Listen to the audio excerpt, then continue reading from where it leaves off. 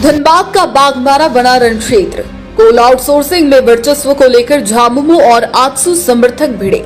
झड़प के दौरान कारू यादव और राम शंकर तिवारी समर्थकों के बीच चले गोली, बम और पत्थर।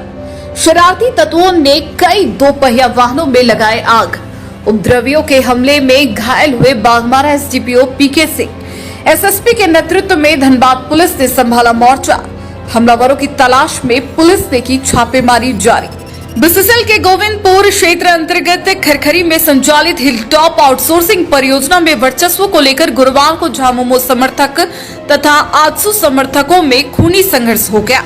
इस दौरान गोली व बम के धमाके से पूरा इलाका दहन उठा। जमकर पत्थर भी चले।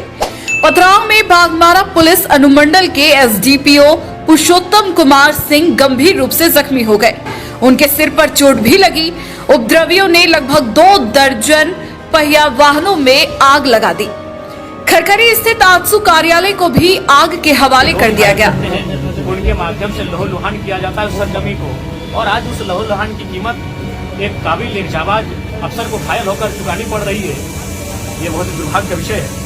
इसीलिए मैं प्रेस के माध्यम से पूरे यहाँ आईजी महोदय भी आए हैं, यानी उत्तरी छोटा नागपुर रेंज के सभी बड़े पदाधिकारी हैं पुलिस के, तो मैं उनको स्पष्ट कहूंगा कि यही अवसर है। बागमारा जैसे जितने भी एरिया जो माफियाओं के संरक्षण में है, जहाँ माफियाओं की गिरफ्त में है, उन एरियाओं को माफियाओं के चुंगल से आजाद कराएं और बिल्कुल डीएसपी महोदय स्वस्थ इलाज का लाभ लेकर जब स्वस्थ होकर फिर से चलने के लिए अपने बाहर घर से आए, उससे पहले माफिया जेल के अंदर होने की। सर अभी उसकी स्थिति क्या है, क्योंकि आपने उससे मुलाकात उसी हम कहीं ना कहीं सिस्टम को मानते हैं, चाहे उसमें ब्यूरोक्रेट्स रहें, विधायिका के अंग रहें, सबकी मिली भगत है। हो सके बिल्कुल जो सिस्टम में जो भारत का लोकतांत्रिक सिस्टम है उस सिस्टम को हम दोषी मानते हैं। उस सिस्टम में इतनी ताकत नहीं है कि माफियाओं का मुकाबला कर सके। आज माफियाओं का मनोबल इतना बढ़ गया है कि एसडीपीओ को पत्थर से मार रहे हैं।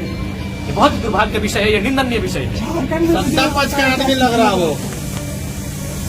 देखिए, ये तो आप भी जानते हैं पत्रकार बंधु, आपसे कोई चीज छुपी नहीं है, और हम ये भी चाहेंगे कि पत्रकारों को भी संरक्षण मिले ताकि आप सच्चाइयों को दिखा सके। क्योंकि कुछ दिन पहले छत्तीसगढ़ में जो घटना घटी पत्रकार के साथ, तो उससे कहीं ना कहीं पत्रकार भी भयभीत हैं, और पत्रकार चाह के भी इस प्रकार माफियाओं को एक्सपोज नहीं कर पाते हैं। मैं मानता हूं कि आपकी भी मजबूरी कभी आ जाती है कि आप कभी कभी सच्चाई से कभी मजबूरी आ जाती है।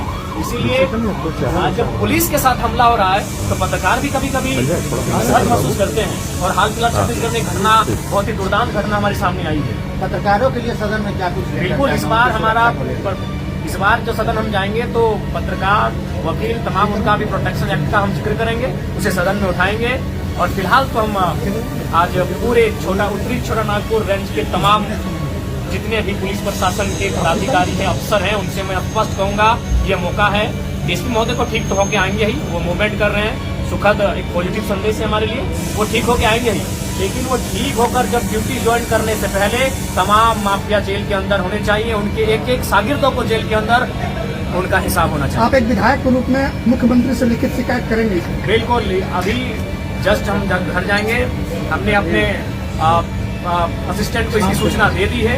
वो केवल हमारे हस्ताक्षर पे इंतजार है। वो ड्राफ्टिंग करके हमारे लेटर हेड में इस विषय को रख चुके हैं। ये बहुत ही गंभीर और संकीर्ण मामला है कि एक डीएसपी महोदय के साथ इस तरह का वारदात हुआ है। Thank you. आज बागमारा में घटना घटी है। सबसे पहले तो आप सभी से भी कहेंगे कि आप तमाम पत्रकार बंधु के साथ साथ तमाम धनबादवासी डीएसपी एसडीपीओ महोदय के लिए प्रार्थना करें। हालांकि उनसे मिले, उनका बॉडी मूवमेंट कर रहा है और ये सुखद संदेश है। फिर भी हम चाहेंगे सभी उनके लिए प्रार्थनाएं करें, उनके लिए दुआ करें, उन्हें कुछ ना हो। और इस अवस्था में, इस घड़ी में एज ए असेंबली का मेंबर होने के नाते, इस राज्य का निवासी होने के नाते मैं पुलिस महकमा के साथ, पुलिस परिवार के साथ खड़ा हूँ। और मैं भी प्रार्थना करता हूँ, मैं भी दुआएं करता हूँ कि डीएसपी महोदय आदरणीय बड़े भाई पुरुषोत्तम सिंह जी शीघ्र स्वस्थ होकर हमारे बीच उपस्थित होंगे। बागमारा में जो घटना घटी उसके बारे में क्या कहेंगे? देखिए, इसकी हम भर्त्सना करते हैं और बिल्कुल ये बहुत ही निंदा और संवैधानिक है कि आज कोयला चोरों का, कोयला माफियाओं का मनोबल इतना बड़ा है कि वो प्रशासन को भी तुच्छ समझ रहे हैं। और आज प्रशासन के पास भी, पुलिस के पास भी एक अच्छा मौका है बागमारा से माफियाओं के गुंडों को खदेड़ने का और बागमारा को एक शांत बागमारा बनाने का एक अच्छा अवसर है। बीसीसीएल के कई ऐसे इलाके हैं जहां आउटसोर्सिंग चल रही है, वहां रैयतों के साथ जो है कि काफी बिल्कुल ये बहुत ही असंवैधानिक विषय है। रैयत जब अपना हक मांगने के लिए जाते हैं तो कुछ गुंडे, जिनको शायद इनडायरेक्ट रूप से कम संवैधानिक पदों पे जो लोग आसीन है, एक डीएसपी रैंक के व्यक्ति पर पत्थरबाजी कर रहे हैं। इतना तो मनोबल लोकतांत्रिक देश में माफियाओं का, गुंडों का, चोरों का इतना तो मनोबल बढ़ने नहीं देना चाहिए। इसके लिए सिस्टम दोषी है। हम सबसे पहले तो अभी हम मुख्यमंत्री को, गृह विभाग मुख्यमंत्री के पास ही है और मुख्यमंत्री को भी चिट्ठी लिख रहे हैं कि इस मामले की उच्च स्तरीय जांच हो और एक भी बड़ा से छोटा माफिया बागमारा के साथ साथ धनबाद की धरती में ना दिखे।